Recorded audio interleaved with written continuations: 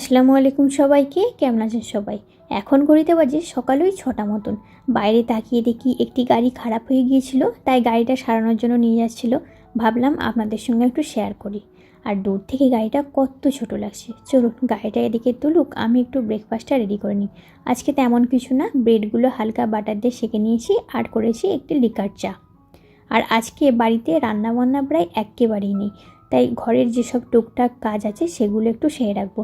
ওই ধরুন গ্রোসারির সামানগুলো একটু তুলে রাখা, সবজিগুলো একটু ফ্রিজে ঠিকঠাকভাবে রাখা, এই আর কি, তেমন কিছু না। অনেক সময় দেখা যায় কি এই কাজগুলো একটু আগিয়ে রাখলে রান্নার সময় অনেকটা তাড়াতাড়ি হয়ে যায়। আর এই তেলগুলো অফারে নিয়ে এসেছিলো, যার দাম নিয়েছিল 26 দিরহাম, ওই আপনার 624 টাকা মতন।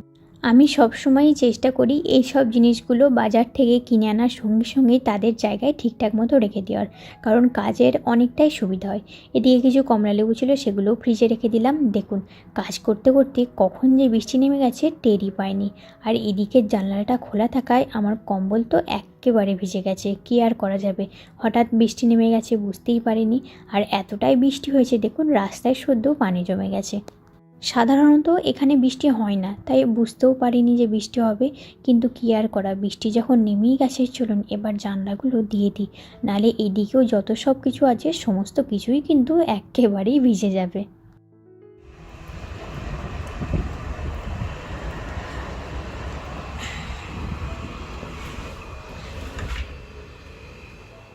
বলেছিলাম না আজ রান্না বান্না নেই। আর এদিকে আব্বা পাঠিয়েছে মুরগির মাংস আলু দিয়ে কষা।